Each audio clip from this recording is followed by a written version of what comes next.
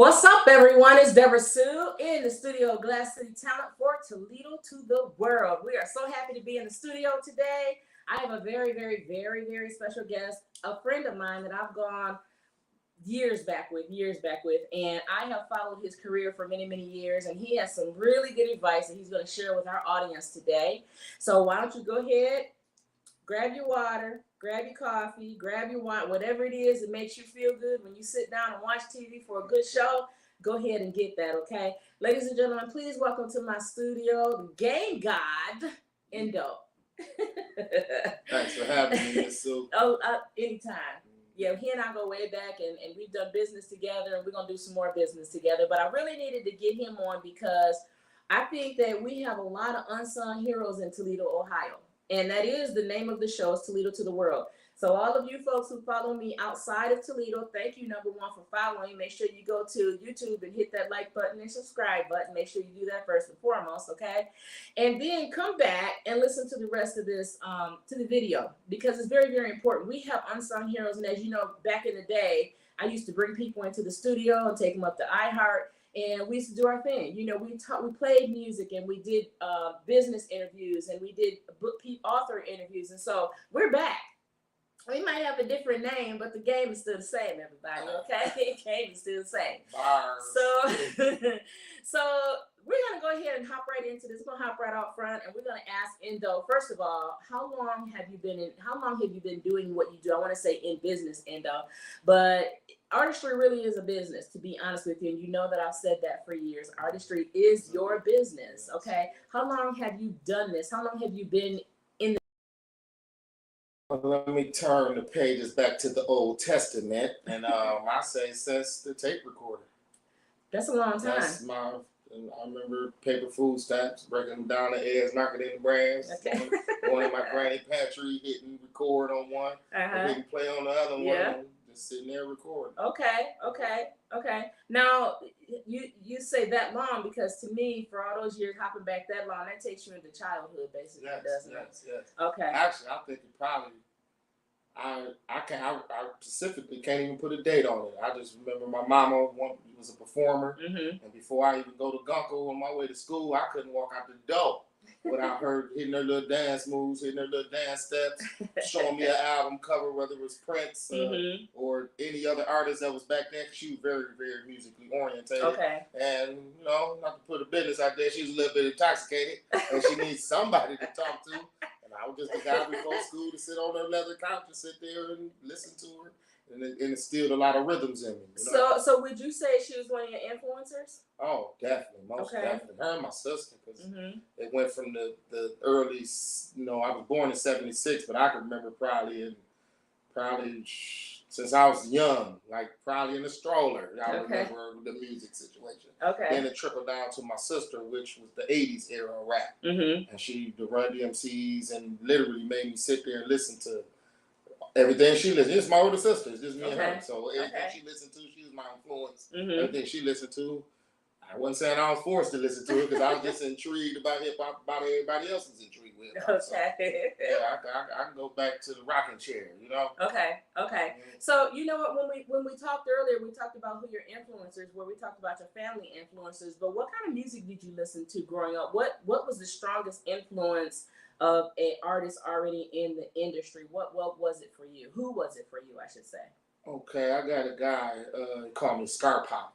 You know what I'm saying? It was a mix of Scarface and Tupac together. Okay. But way before them, I was listening to the Criminal Minded KRS-Ones. I was listening to D Nice. I was listening to, I never stayed in one genre or one coast of music. Okay. I remember the Miami wave with the Gucci Boys and the Two Live Crew. Before the Two Live Crew, the Gucci Crew, Bust Down. There was other cats before them. My sister was just one of them type that if Sound of Silence had it, she was listening to it, or any type of music she can get. So I was influenced by the East.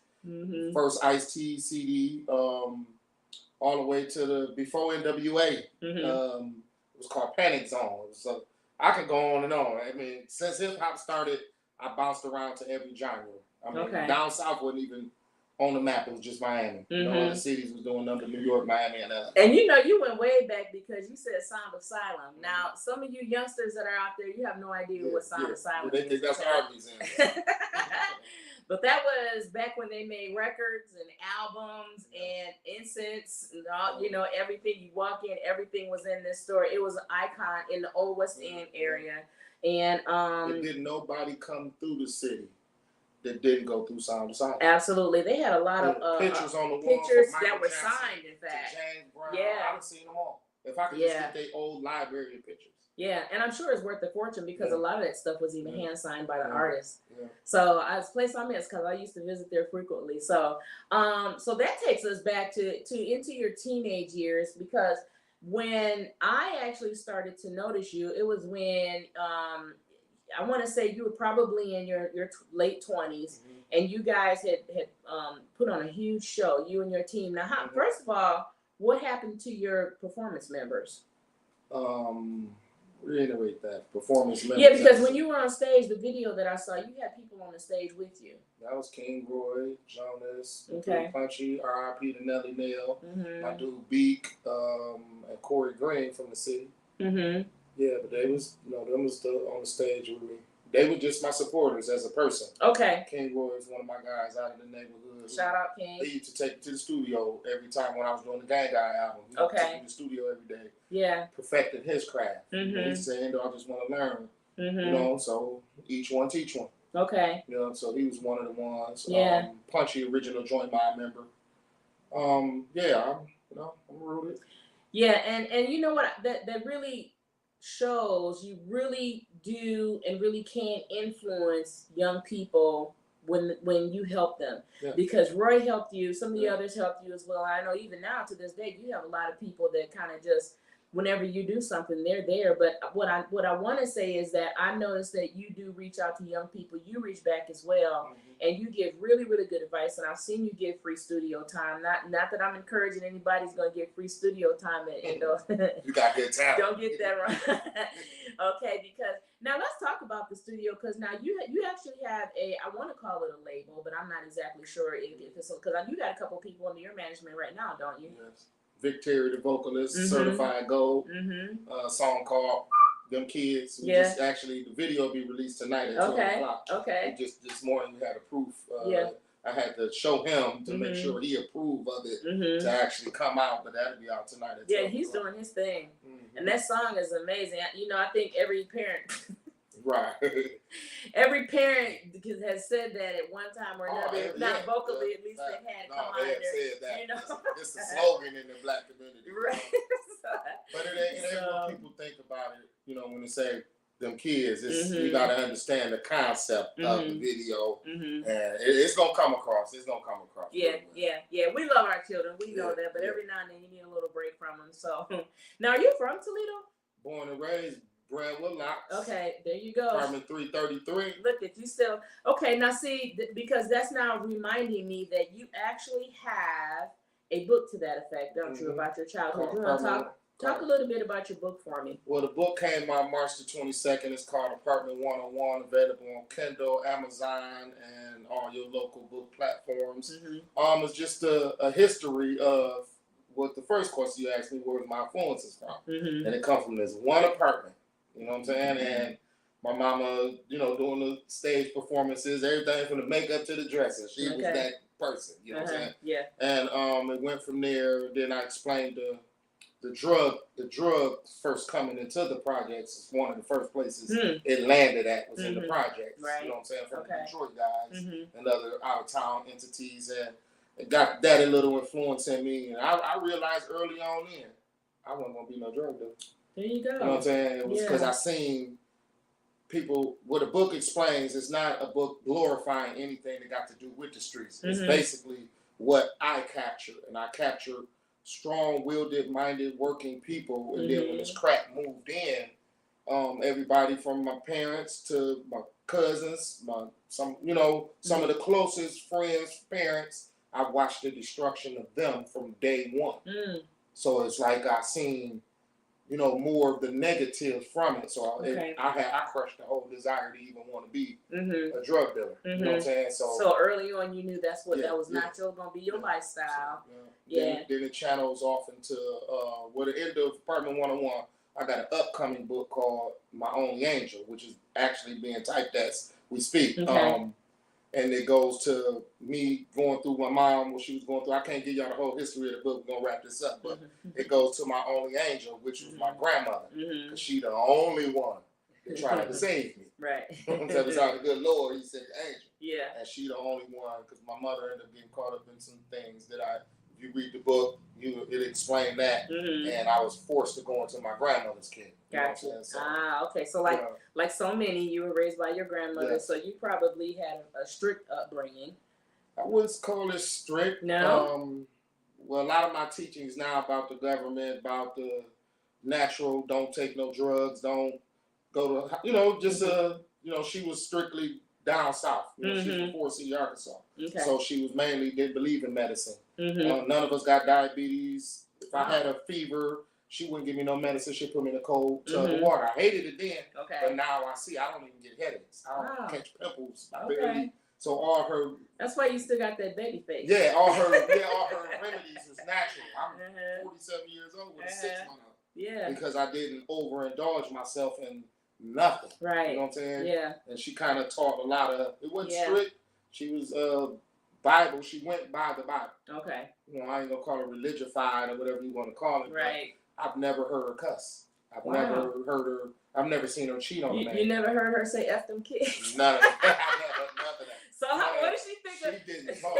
She'd go to the park, braid up 3 switches from front to park, and come back, and there was no talking because you didn't already fucked up. Right. By the time you know what I'm saying, she had to bust that move. You know what I'm saying? So I love that. I'm gonna take a minute just to recognize everybody that's online right now. Give it some shout outs. What's up, Rochelle? How you doing, babe? Hope your ankle's getting better.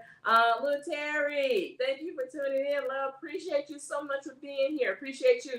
You this guy's on our podcast. I think we need to get him on yours too because he's got a great story to tell. So thank you. Ready, able, and willing. So I'll check back in on the messages in just a bit because I want to get through this podcast. Now, one more time, tell them where they can get the book. We know it's on Amazon. You get on Amazon, Kindle, Barnes & Nobles, and any worldwide available site. Okay. Are you having a book signing party? Yes. Okay. I got a couple. I was originally letting it go 90 days organically because I believe in what's meant to happen will happen without press or anything. You know what I'm saying? It's just, if it's good, if it's natural. I actually just got a email from Google or Amazon, should I say, and they are going to buy 500 copies of the book at a nice significant, wager, and they're going to it's going for a donation project for some youth to learn about. Very nice. So, because they picked, the book out of, I don't know how many other people to qualify for it, but yeah.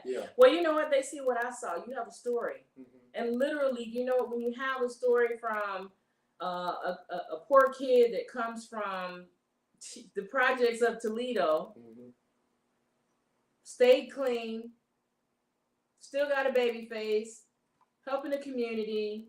You've had studios, you've had club sites, you've gone on tour. I remember seeing a video of one of the shows that you did back in the day. You guys had like 5,000 people in this. Yeah. We did rocks. And it was, honestly, it was organically, and it was Toledo. There was a lot of spots in Toledo where the Joint Mob, go back to the old Joint Mob. We rocked it. It wasn't from the his and hers. And when's the last time you saw a show in Toledo that had that many supporters? Well, been a while. They lacking, and that's why I'm still pushing because they lack cohesiveness. They lack everybody want to be. Shout out to Head Mac. We was just having this conversation. Everybody judge people personally. Yeah. Instead of if the music is good, even if he's a knucklehead or he that, you can't stop pushing the brand because he don't want to listen to what you say personally. Right, exactly. So it's like a lot of personal. Yeah. Like they mix business with personal. It's really funny that you mentioned that because I think that conversation is being had in Toledo. I just had a very similar conversation with Boom the Bomb. And he's a super talented rapper, as you know, here in Toledo. Super duper. He's very well known. He doesn't even he travels all around, if you will. He is very talented, but he's one of those guys that I have really seen that will take his hands and his arms and embrace other people and say, "What can I do to help you?" He lives the bomb life, exactly. And so, and the fact that you and Headmac also had that conversation, it's probably time to have that conversation again, because more people are starting to feel, you know, that we can't make it alone. We really can't. Yeah. We really can. I would tell you, you know, we have a reputation here of non-support because, and even I would say I had my time because I did shows every month in Detroit. And as you know, I went with the St. Louis and Minneapolis and all these other places.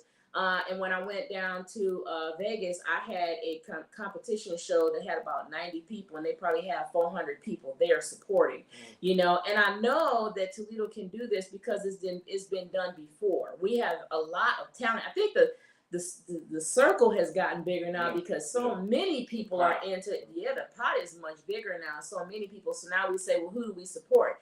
That's what we need to decide together as a community is, you know, get behind 1, 2, 3, 4 artists, and we need to push them and make them be seen by the rest of the world, which is why DebraSue has Toledo to the world. And you was also, you led by example with the Glass City talent situation. With the Glass City talent. You had a host of cohesive crew. Right. And that ball would have kept going downhill, General. I think you'd be well, you know what? Because a lot of other things came into play because then I had labels reaching out to me, and then I had, you know, the company that wanted me to travel and do some stuff. I took a lot of Toledo artists on tour, and I took a lot of people out of the city. In fact, we were every other month, we were going down to Crane Theater down in New York. I'm like, come on, get on board, let's go. And they were winning. That's how I'm telling you, the talent is here in Toledo because there wasn't a place that I did not take my artists that they didn't take top 3 at least. Yeah, top 3, if not first. You know, that's how I met Hef, because when we went down to St. Louis, you know, Mars Magnova took first place out of about 60 people that was competing in something. Shout out to Magnova. Shout out Magnova. So, you know, and so when I see other people doing things around the city of Toledo, I'm really happy with that. I'm very happy with what you're doing because you were giving you know, artist opportunities too, and you're at the point you are also where I'm managing a couple now. You know, I had 19 at one time, which was way too many because then my life got way too busy. You know, but I think so. Let's talk about the industry since you kind of, you know, you got an artist right now that you kind of now. Do your artists want to stay independent or are they moving their way into the industry? Well, it's like this. When we first hooked up on that, I'm not in a position to hold nobody back. He came to the studio. He was doing his thing. I listened to him. I you know, you spot talent from a mile away. I said, "Oh, bro, you got it. What's up with you? Hey, man, I'm working this, and that, and I'm trying to do this." He paid for the first studio session. Okay. I said, "You know what, brother? From here on out, you ain't gotta pay for no more studio time. You know what I'm saying? This is my gift from me to another gifted person. We didn't go through the complicated paperwork. We didn't, you know, this is what God." Okay. I'm not trying to bind you to hold you down. So with that being said, for your original question, that if I got this, like I said, video be out tonight on it. We got another one we shooting in 2 weeks. The song is already, F Them Kids is already certified gold on Spotify. There you go. 800,000 screens, probably at 1 million because I ain't checked it in a month and a half. Because I don't believe in going and check, you know, crunching numbers. I just let it grow. Right, so, right. If Gas Records, local juggernauts in the city. If they want to grab them, if Def Jam want to grab them, it's no pay me. It's more like, man, do your thing. It ain't about, oh man, I helped you get to the top, man, and you how you know. This is what God. It's been people like that in my life came before. I'm not in it for the money. That's a self-sacrificing spirit that you have, and that's why I like you like I do because. That's I'm not. If you blow up now, come on back. I'm poor, but and when you blow up, you come back and get him. I manage him at one time, so you know it's kind of. You going with us? Ain't no way we going nowhere. You ain't. Because we got your best interest at heart. So we already. So don't think. Shout out to Sylvie. What's up, Miss Sylvie? Miss Sylvie has her own show, you all. She's giving a shout out to me. Thank you, love. I appreciate you, Queen, and supporting your show as well. And again, Terry, thank you. I see you over there. I'm trying to get through this podcast, you guys. So because the camera is quite a bit away from me, I'll go through afterwards, guys, and I'll try to answer any questions that you may have, and hopefully we'll get it as we're going along the way, okay? So that's interesting that you say that, Endo, because the way the industry is now, I'm not going to be too political about this whole thing, because we are seeing a lot of people in the industry from the top start to fall. Mm-hmm. And as you know, rap is becoming a questionable industry in some instances. I'm not giving it a bad name at all, but it just seems to be in certain instances that some people are really starting to take a bad fall, and I have no answers for it, but I know they have people coming after them for RICO charges and all this other stuff, and Lord knows what, look at our icons that have fallen and are still sitting in jail. And so a lot of artists that I have talked to, from Toledo to Detroit to Washington to, they are trying to take this thing independent, because I think the industry has them shook just a little bit as to how far they think they should go. What's your opinion on that? Well, I'm gonna cover what world, on the biblical side. Okay. People understand how the God and the devil, how did they separated? Mm-hmm. If people can go back into the Testament, the devil ran the music department in heaven. You know what I'm saying? And people didn't understand that he had the harp and he had influence over people. Okay. So I don't get too deep into it because, like I said, we don't want to get too political. Right. But it's the same thing. And, history repeats itself. Yeah. And if you don't know it, you will repeat it. Yeah. So at the end of the day, if you read your Bible and learn about the God and the devil relationship in heaven, and how God, the all-forgiving God, kicked the devil and 200 people out of heaven. Not just so he had a following.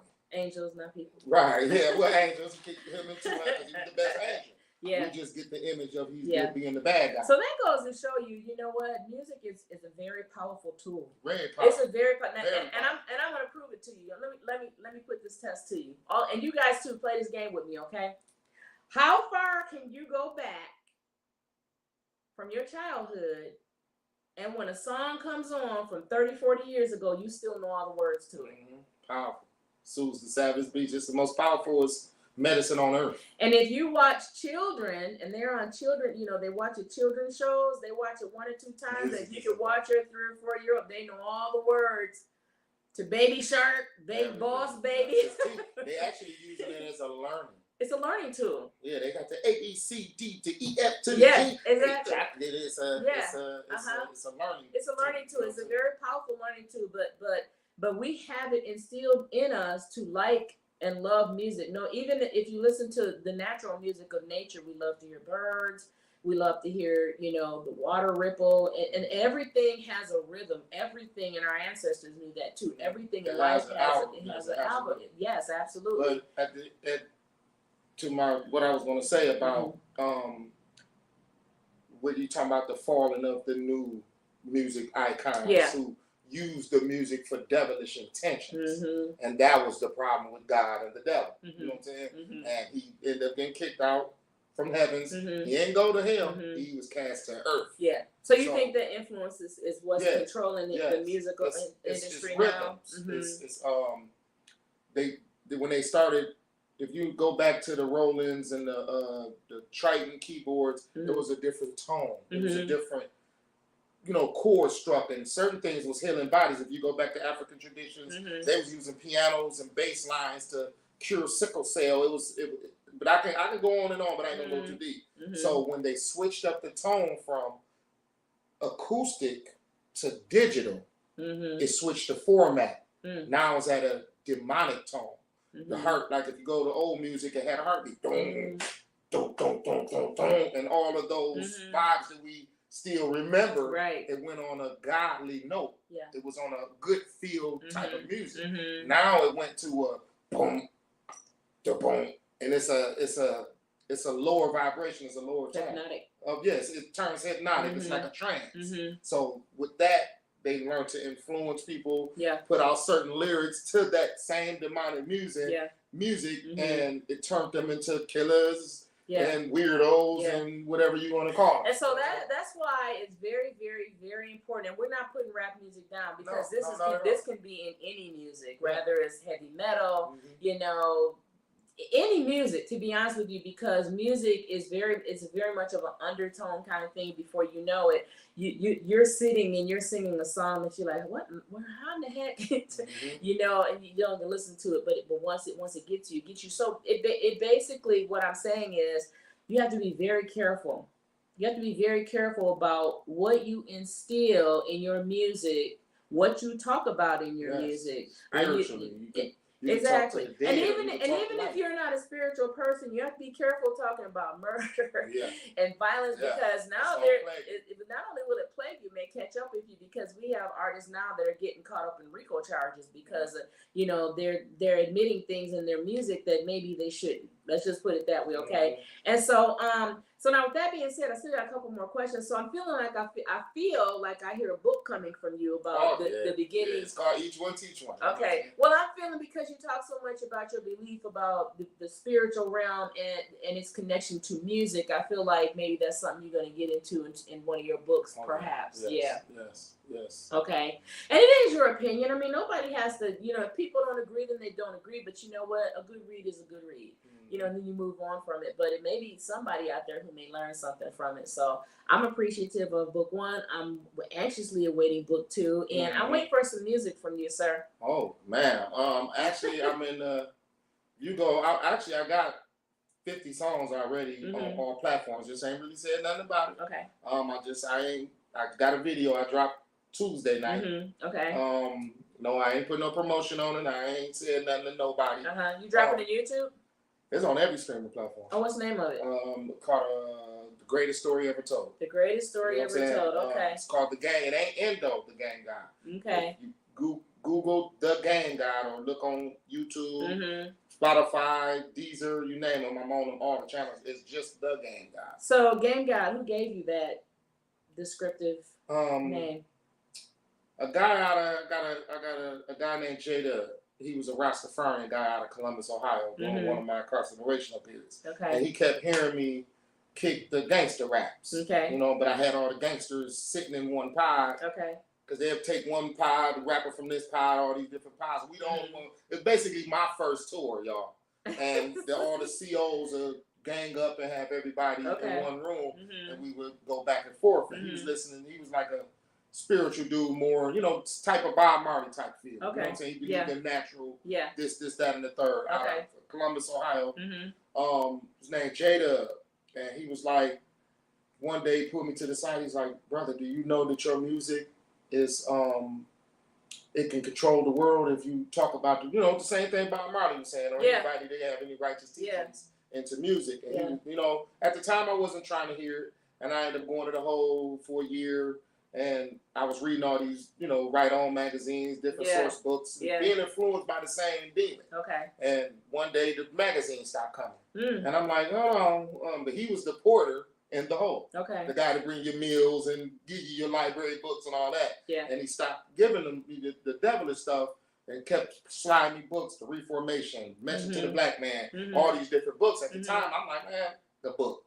And, I'm into my raps. I'm into my young gangster rap. And he he just wouldn't give it to me. He didn't say it, but he just wasn't. Then one day, I was just so bored, I picked up that book, Message to the Black Man. Yeah. And once I read it, it changed my whole thought pattern as to the type of raps I'm going to write. Okay. If you listen to a lot of my new raps, it's a storytelling, but it's not glorifying anything that got to do with it. Because some of the older rap that I heard from you was very political. Yeah, facts. You made a lot of really political statements in your music, and some of them were they remind me of the movements, if you will. And that was a lot of the books he gave me, because I had to know history to know the future.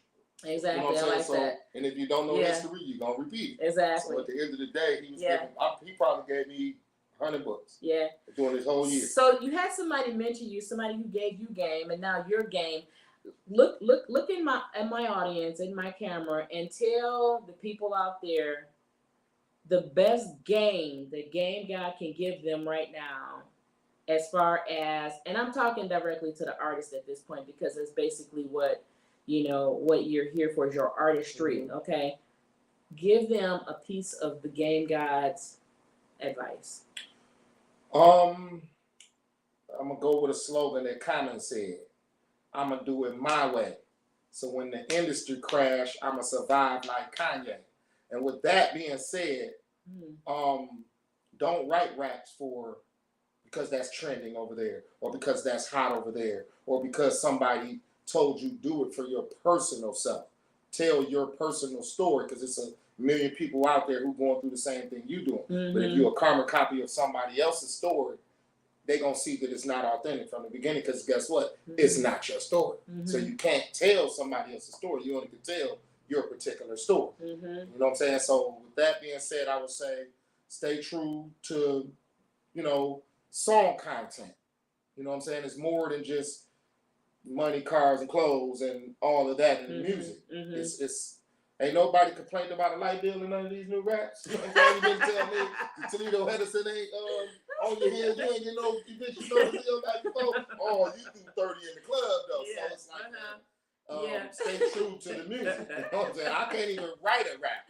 That's why I probably ain't got a lot of songs with none of these up and coming cats, because I can't get in the booth and be like, yo, you know what I'm saying? And it spiritually won't sit right with me, no matter how hard the beat is.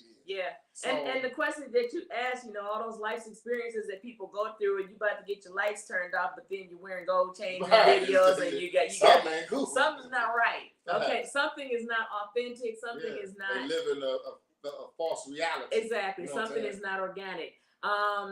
Sylvia said, "Shout out to you, sir. Yeah, good head on your shoulders. I agree with that. Thank you, man. I do agree with that. And Sylvia is a good judge of character. She is a very good interviewer as well. She has a lot of really good questions. So she's peeping you. I see that right now. So reach out to me, Endo the Gang Guy on platforms. Absolutely. YouTube and Facebook, however, I'm coming. And that was actually what I was going to go to you next, because we've actually, believe it or not, it's a great discussion. We've been on for a half an hour already, so we got a few minutes left. Okay. Right. So we talked about the platform. One more time, talk about a platform where people can find your music and they find your book, and they can also reach you. Well, like I said, the Apartment 101, the book is available on Amazon, Kindle, it's an audio book, and Barnes & Noble, or any book platform, just type it up. You know, I'm just getting into the book game, so I can't really shout out the other platforms besides the three that I'm located with. Okay.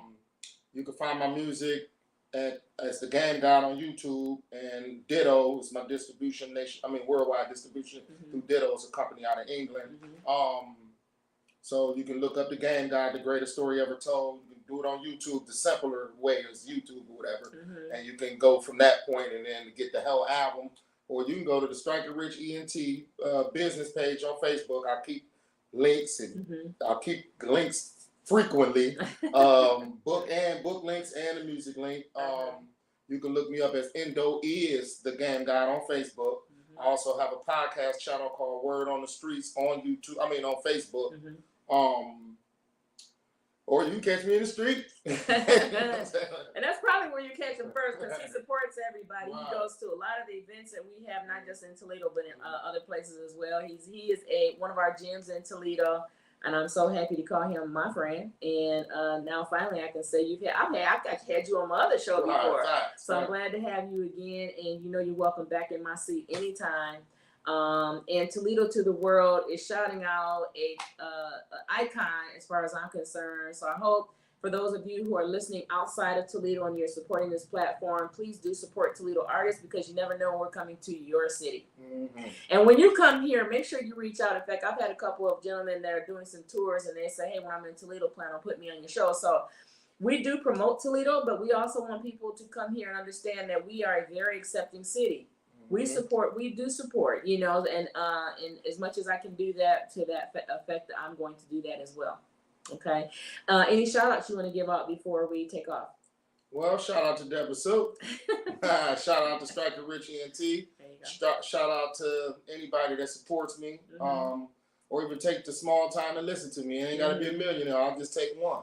Each one teach one. So at the end of the day, just shout out to the whole city, man. Y'all just, get into my Each One Teach One segments or the Word on the Streets podcast. It's more like I'm trying to pull everybody together. It's hard because it's opposite magnets around here, and it's a lot. Those people in power got the most magnets going over there, so I'm trying to get in their ear. As far as shouts out, man, shout out to everybody that's out there doing their thing, man. They know me, they see me. I'm everywhere, to some of the bootiest shows to some of the biggest. You know what I'm saying? I'm there because I'm not just there to be, you know, because you're a star or because you got potential to make it. I could sit on the corner and watch a bum do good music, and I'm a support it. You know what I'm saying? So that's just my nature as a person. That's good. That should be a contagious feeling amongst all of us, honestly, you know, to support one another. So I'm so proud of you. I'm so proud of you, and I'm looking forward to supporting your endeavors.